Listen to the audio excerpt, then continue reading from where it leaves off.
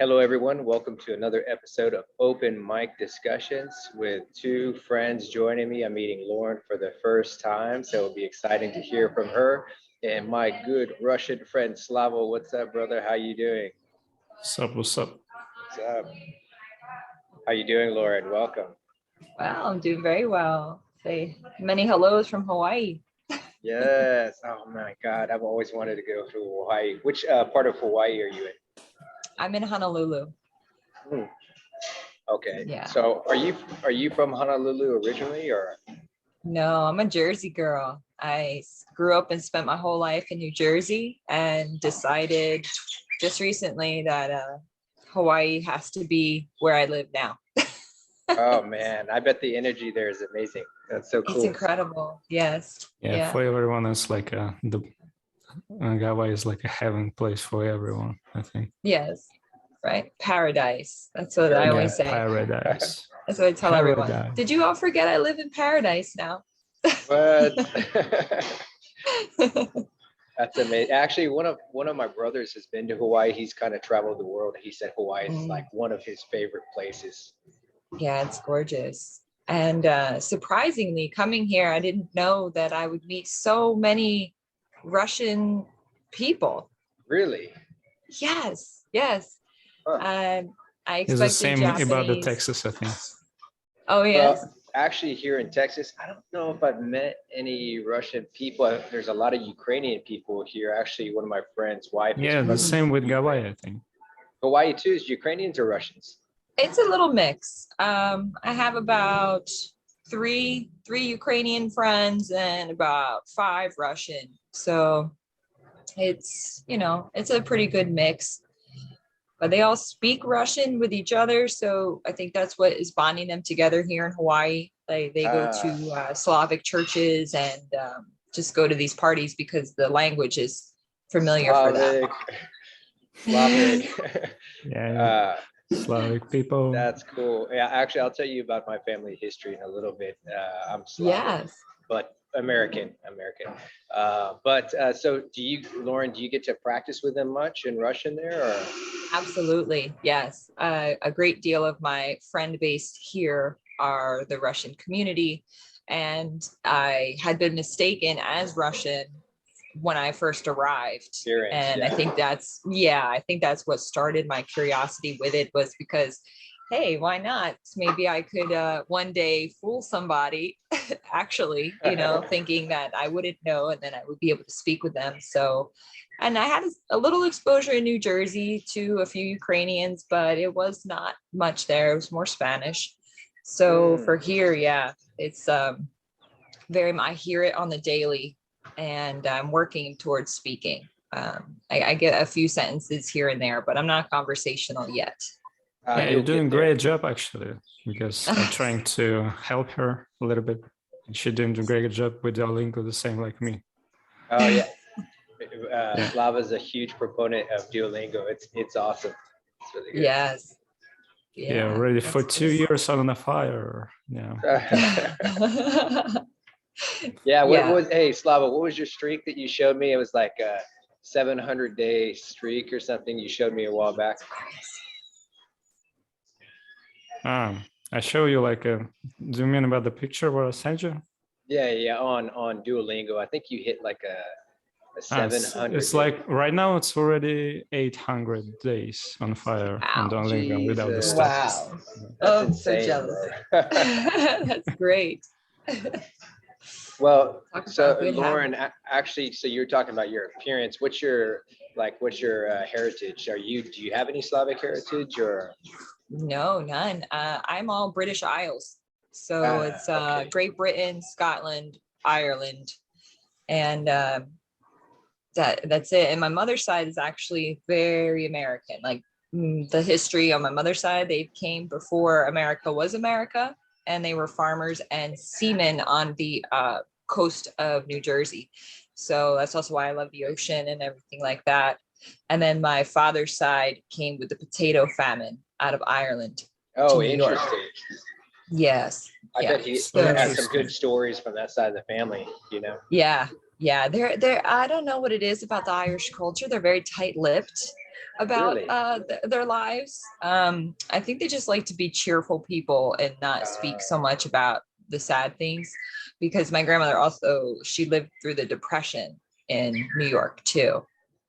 So I only got to hear a little bit about that. So I was just like, wow, grandma, she's been through it all, you know? No, that makes sense actually, because you know the Irish are kind of known for that. Their history is a rough history, you know, to say the least. But Right. they're always like jovial, joking, like regardless, you know. So Yes. Yes. that's interesting actually, because so my family on my mom's side came over. I think it was in 1896 from Hungary, right? Ah, And so my great grandfather's from Slovakia. He's Slovakian, and then my great grandmother was Hungarian. And so they came over for a better life, and they came to New York, and they mm, opened up a tailor shop in New York.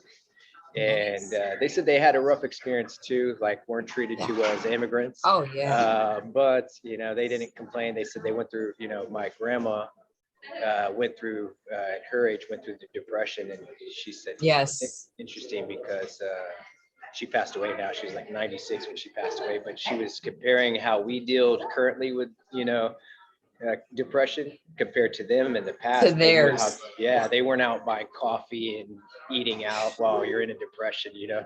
So Exactly. Exactly. Yeah. Yeah. They were a tough generation for sure. And I like that you mentioned that when they come to America, they had their trials and tribulations. I recently went to the museum and for the Statue of Liberty, you know, Ellis uh, Island. uh-huh. And great museum. I highly recommend anyone that is going to come to America definitely stop by. Not only is it chill, I got goosebumps because you're walking the same tiles that all of those immigrants from all over the world came and walked on before coming to America. But in the museum, it also depicted each ethnic group and how they were discriminated against when they arrived. So it was Okay. almost like a cross to bear just from coming here, right? It didn't really Yes. matter who you were or what color your skin was or what language you spoke. It was just the fact that you came here that they wanted to pick on you, you know? So Yeah. it's like the American way, I feel like. And it brings back to like what you said, like when we talk about today, about how we view immigrants and things like that. It's just, it was an interesting look at it because it felt like, well, that's been our American history all along to treat them that way. No, that's Um, true. It's actually interesting you bring that up. I've taken part in lots of like debates on different platforms on this, you know, this app called Open House. I don't really recommend it. In some respects, I recommend it, but some of it can be unhealthy. But I always try to keep debates civil, but I never am afraid to, what do you call it, step into new territory and bring up subjects like that. You know, so what I'd say is, what we talk about, what's interesting is when we talk about, like, for instance, where you mentioned people say white people, right? As if we're all the same, but we all came Right. completely different cultures. Slavic is different from English, you know, Oh yeah, Irish, all these different things. They're not homogenous, right?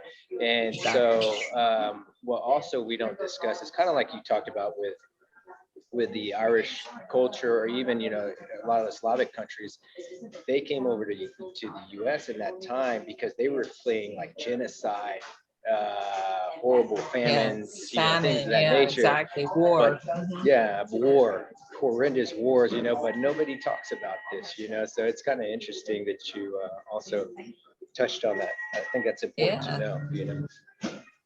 yeah, definitely. it's kind of interesting because for me, it's like when I spoke with someone new from another state, or like if you're talking about the United States, for me, every like a story about the person is like it's kind of unique, you know, Oh yeah. Right. Yeah, because like as you just saw, like for Matt and I, it's like, well, what is your heritage? I know you're white American, Yes. but yeah, what? yeah. Like I was born in America. What about your family? Oh, my family from Europe, or my family from Britain, from Scotland, or something like that. Hmm. Yeah. Yeah, it is interesting. And then, of course, you know, Slava's been awesome. You know, how long have you known Slava, by the way? How long have you guys known each other? Maybe 4 months now, 3, 4 months, Okay. something like that. I remember. I don't remember actually. I Maybe know. yeah, I four just or five remember, months. yeah, because we met on Hello Talk. so I could work with my pronunciation with the Russians because I was too nervous to try with my friends. I didn't person. want them to make fun of me. So I went on Hello Talk so I could find somebody that, hey, if they laugh at me, it's okay. I don't really, have to see them every day. It's kind of the same when you just started. You always like feeling like worried about what you're trying to say or about your mistakes or something like that. Mm-hmm. Definitely. Yeah. So Slava's been a great help. I'm never afraid to make mistakes with Slava because I know he's honest with me. He's like, "You're Russian as shit today." Yeah, you're always using the same wrong words what we're not Yes. using in a daily conversation. Yeah, oh, fachisky, right? In fact, Yeah. What do you say? Tuja Samia is right? Tuja Samia. Is that То же right? самое, yeah. Тоже самое. But I say fachisky, right? But he says that's Фактически то же самое all the time. Yeah, but he says don't use that. Like without reason, то же самое, фактически. Well, but also for, that's interesting too, because, like you have in each language, right? Like each culture has their certain thing probably that they say a lot in their language that you wouldn't use in another language. So I don't know if a lot of Americans use this, but I always say, in fact, or by the way, I say this a lot when I speak. So I think I incorporated that into Russian. And Slava's Right? like, no. Yeah, it's like we don't say like that. It's kind of words for you like a badass. Every like a Texas guy using that word, badass, dude, badass. Yes, I love that too very much about how we both are friends with Slava and he shares with us some English and gets both of our perspectives on it, being from the East Coast and being from Texas. We have a little bit of a different spin on the way we use words and how often we would use them. So I enjoy that a lot. He'd be like, Matt cool. Didn't say that. But you're doing a great job with the Spanish, like that. Matt the same, because Matt is really like fluently with the Spanish too. Oh yeah. Yeah. Well, so Lauren, what you speak a lot in Spanish, or you speak well in Spanish? Or I can't even speak English. Creo que yo estoy bien, pero I don't have a lot of speaking practice here in Hawaii. When I was in New Jersey, yes, I was surrounded by Puerto Ricans, Dominicans, Peruvians, Colombians, and there was a rich culture where I was living. So it was very easy for me to conversate with them and mesh into their community. But here in Hawaii, it's few and far between. If I catch someone speaking Spanish, it's probably a tourist from Mexico, and they're very eager to use their English with me. They don't want to practice Spanish. They want to speak English, right? Yeah. Yes. And then when they do find out that I speak Spanish, there's like a little bit of relief in their face because I work in an ice cream shop and a donut shop. So the ones that don't, the ones that aren't as strong in their English, when I can approach them in Spanish, they're very grateful because it just relieves their stress for the transaction. But nowhere do I have anywhere to go out to a restaurant or a bar that's Hispanic and converse with Hispanic people. It's non-existent really here. Well, that's actually the beautiful thing about language is you don't necessarily have to have like a high level in a language, but even what I've seen is that, like, let's say you just know the basics, like greetings and stuff like that. A lot of times it can kind of, a lot of people see people as different, right? But then all of a sudden you speak in the same language, and they're like, there's smiles and everybody, right? You feel more, the same. So I think it's a great way to connect with people. I love that about it. Yeah. Is that what started your mission? I hear you speak many languages, Matt. Is that right? Not just Spanish and Russian, but a few more? Yeah, actually, so 7 languages, and speak them all pretty well, unless I'm talking to Slava. He's brutal, right? Yeah, I heard something a little bit about the Arabic because I think, really good with the Arabic language, right? Yeah, Arabic, and I speak, so what's interesting with Arabic, a lot of people ask, for example, what's the most difficult language to learn, right? Mm. And I Russian. honestly, well, yeah, technically they have levels. I think there's 5 levels. Is that right? Of most difficult, like the Romance languages are considered on the easier end, but then Russian, Mhm. Arabic, Chinese harder, right? Yeah. But I think realistically for me, what I've noticed is it's not difficult for any of them. It's more about putting in the time, right? And like Oh yeah. a child can learn any language. They're not going to look at it as being difficult, right?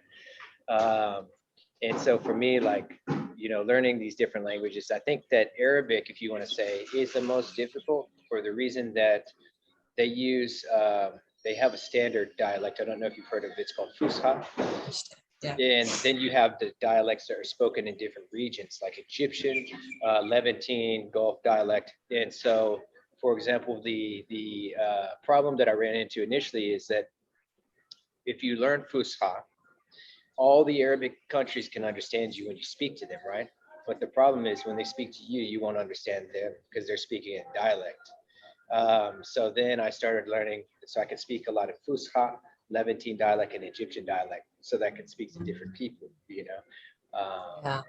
But I think that for me, what started my language journey was a bad injury in judo. Do you know judo? The Oh, martial judo. arts. Yeah. Yeah. So I'm 40 years old now, but when I was 32, I'm good now. I'm healthy now. But when I was 32, I got thrown headfirst into the mat and I got a contusion to my entire spine. So I was out for like a year and a half. I couldn't do shit. And so I was like, I ran across on YouTube. I don't know if you've seen this guy, of the polyglot community, polyglots that speak, several languages. Many His name things. is Benny the Irish Polyglot, right? And so, yeah, so he's from Ireland. So I started watching his videos and he was talking about how he started learning languages more, or learned he can learn languages later in life. So I decided, okay, I can't do anything with my body. I was depressed at the time, so I started learning Spanish. And then once I learned I could speak, it took off from there. I went into different languages after that. Yeah. But what was the reason for both of y'all? Why did y'all start learning another language? For me, actually, is my opinion when you're learning something new, like a new language, it's kind of depends what kind of level do you want about that language. If you want to be like a real native, it's you need like a lot of time for that. Like for me, because I've been started my English way only 2 years ago. Yeah, I just like grew up on American music, but now I never like thinking about the lyrics, the words. I don't know how to translate or understand that lyrics, that music and movies. And right now, I just more try understand it. And for me, I always wanted to understand the music the same because I like American music, and I listen and I understand anything. So I think I have the thoughts like I need to prove something with my English. I need to do something with that, and it's the same about my ex. Like I told you, she's from United States, and I started language when I met with her, and I continued where we broke up. It's my little bit like a story about my English journey. And she lives in New York, right? Is that what you said? Yep. I think I already told you everyone about her. Yes. Well, So that's Slava, when you were listening to the American music 2 years ago, were you able to sing along? Like, were you speaking the English but not understanding it? Yeah. When I just started, I don't use the Hello Talk. I use only Duolingo, and I didn't have like someone who I can speaking all the time, or sometimes I just speak with myself all the time in a mirror. It's like a crazy. Like hello, how you doing today? I'm fine, good. That's awesome. I like that. Yeah, I spoke with a lot of people from Russia on a Hello Talk about the English, how they like are making something, how they learn English, and they always told me the same. We're really scared to speak with someone. Mm.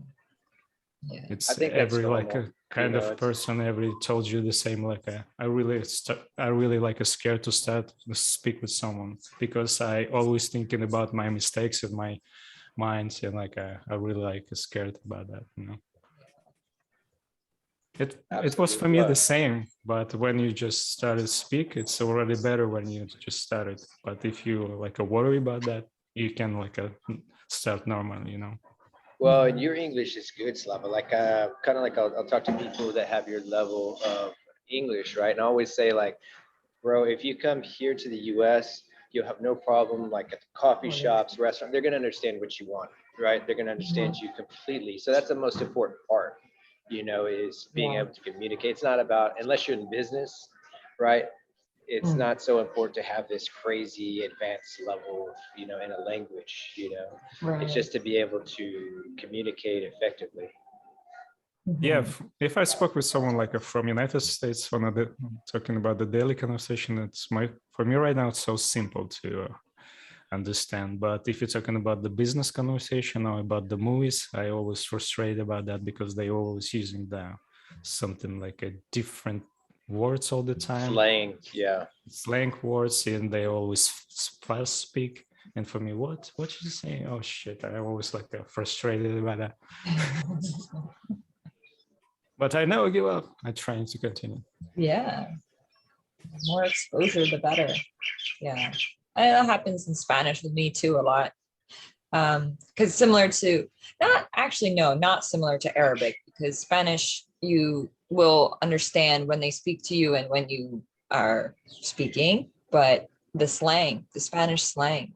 So, like I mentioned, now I'm meeting way more Mexican Spanish speakers than I've ever met before, and their In language Hawaii. and culture is different. Yeah, because I'm used to Puerto Rican and Cuban, Dominican, Caribbean style. So I know that slang and I know what those words are, but to use them jokingly with these Mexican speakers, they just look at me like, what are you saying? They have no clue. Yeah, yeah. I have no So clue. yeah, it's really interesting about Yeah. the where For you me, are. like a Spanish language is kind of more the next like a simple language after English for me, I think. Yes. For me, it's Yeah. most like a difficult language is something like Chinese, Japanese, Arabic language. Yeah. I think, am I wrong, Lauren? Like, in Hawaii, isn't it a huge Japanese population there? Or? Yes. Yeah. And actually, when I came here, before I came, kind of like what you had experienced with your injury, where you said, I need to do something with my brain. I can't use my body. Right. So coming here, I knew I was going to be in the ocean a lot to exercise. And I knew that I wasn't going to work in the laboratory anymore. I'm a career scientist, but Oh, due to wow. COVID, I'm taking a break and just kind of relaxing and hanging out on the beach. But I knew that my brain would need some type of stimulation. So when I moved, I decided, hey, I'm going to learn a new language. I've already spoken 3 or 4 already. Why not pick up Japanese? I'm going to be surrounded by Japanese speakers and culture. It just makes sense. So when I got here, I took the Duolingo and I did Japanese for like 2 solid weeks. I had a notebook. I was really practicing and just It didn't didn't. stick. It didn't stick. Yeah, didn't stick. It just didn't feel relatable to me, I guess. The sounds were difficult. And then to just, I think the people I were around in Hawaii, the Japanese culture, which just didn't feel like a good fit for me. And meanwhile, on the other hand, I had all of these Russians and Ukrainians that were like, hey, where are you from? So New you just Jersey. clicked. You clicked easier, yeah. Yeah, so they became my friends and then that became my community, and then I'm like, well, hey, Russian's a Oh, Russian is challenge. really good. Yeah, yeah. You Yeah, need to. Russian's a good challenge too, so that sounds like just as hard as Japanese. And maybe due to my upbringing and everything, maybe those sounds would be easier for my mouth to make, because I was having difficulty with Japanese too, just from the phonetic point of view, linguistically.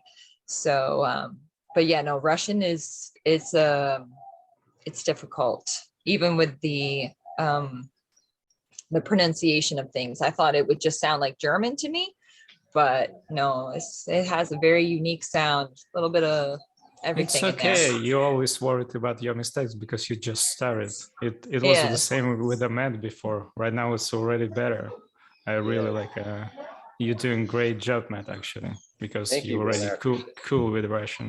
And Lauren always like worried about the mistakes, and because she just started right now, it always, oh, I can like speak or pronounce something, this one or this one. Oh, I really wanted about it, worry Yeah, about I it, keep and forgetting. Yes. yeah, Well, but it's okay.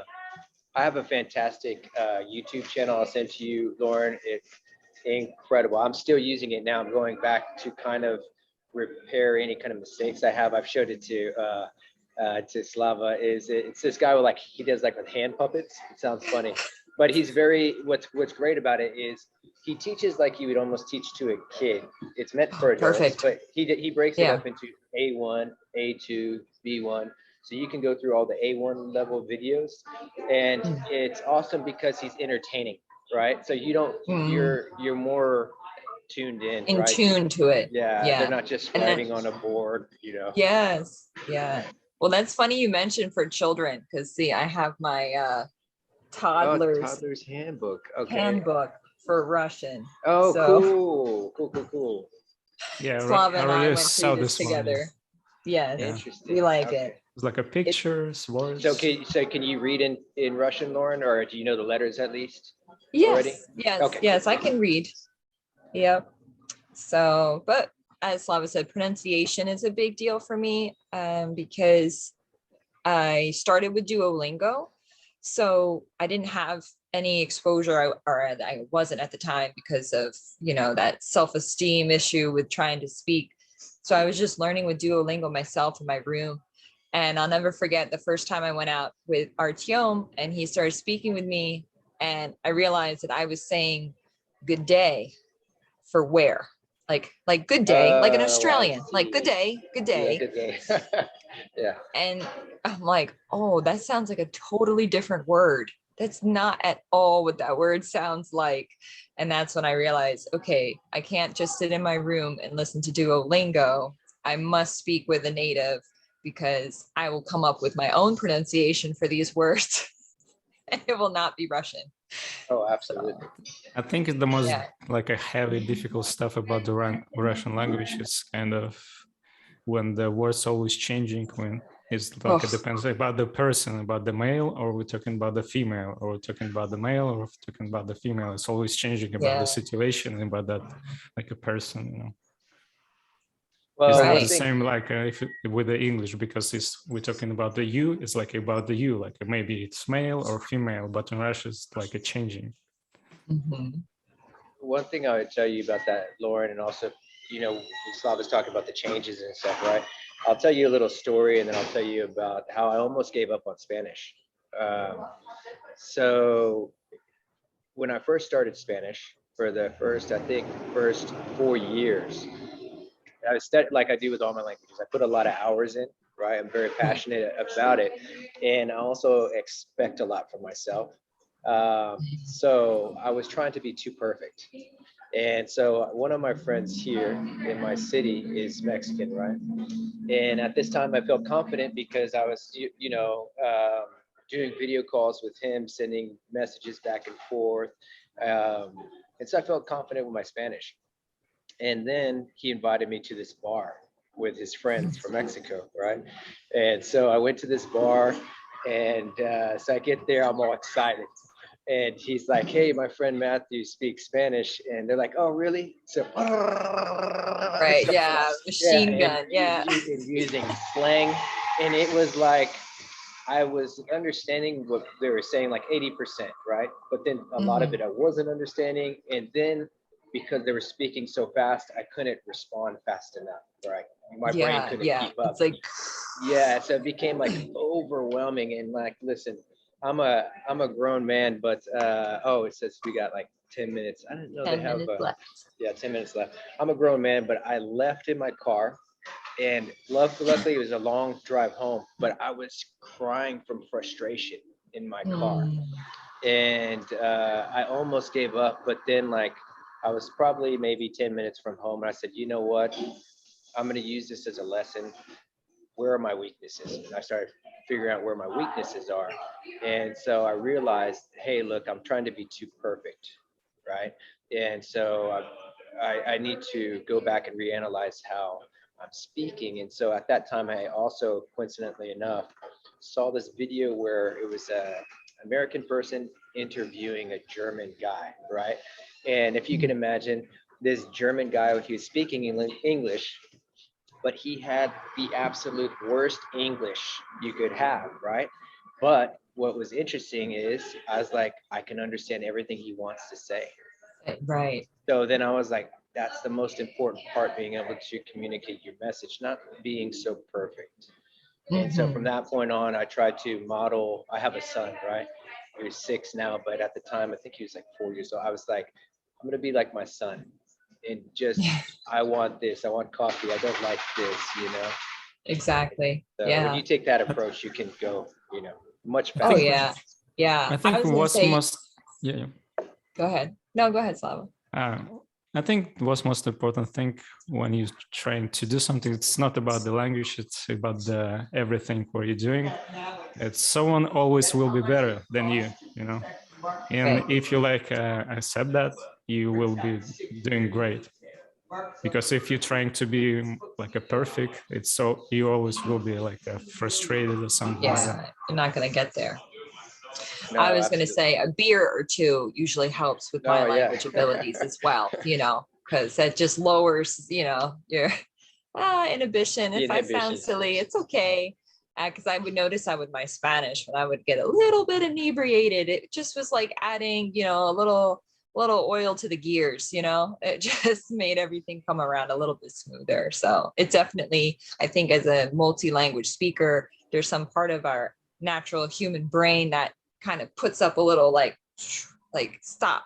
But if we just let that down, it's all in there. We know the words, we know how to speak. And I think there's a natural human connection. Like you mentioned, Matt, when someone hears that you can speak with them in their language, I feel it, there's a part of not only your brain, but I feel like inside that kind of lights up, and you want to connect with that person, and that can help facilitate the conversation too.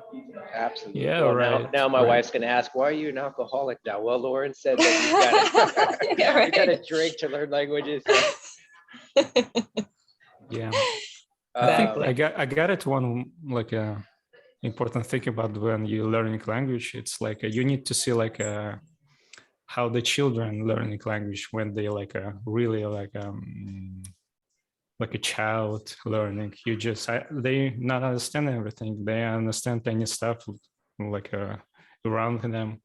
They always like trying to repeat words and trying to speak with that words, and we can do the same, like just repeat, translate, repeat, and it's kind of really worked like that. Absolutely. Hey guys, I'm sorry to cut it short. I didn't like you saw the message. For some reason, I thought it was like if you have over a certain amount of people, if you had under a certain amount of people, there was no time limit.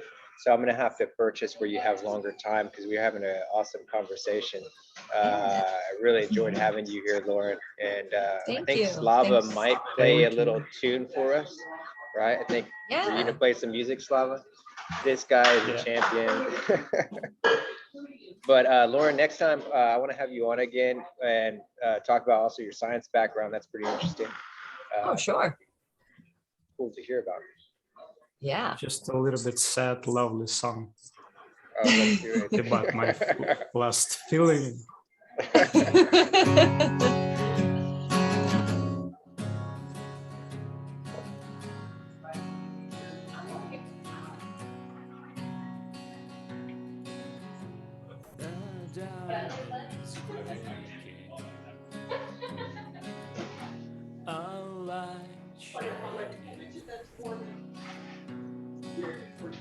Your belly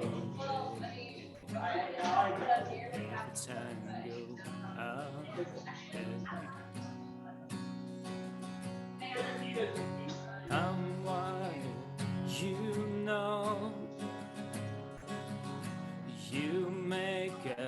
first impression. I find I'd be scared to know, not always on your mind. Even the best fall down sometimes. Even the wrong word seems to rhyme.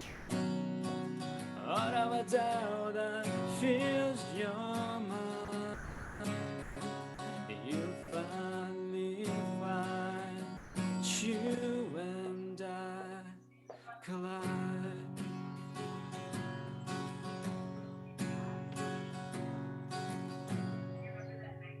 Bravo.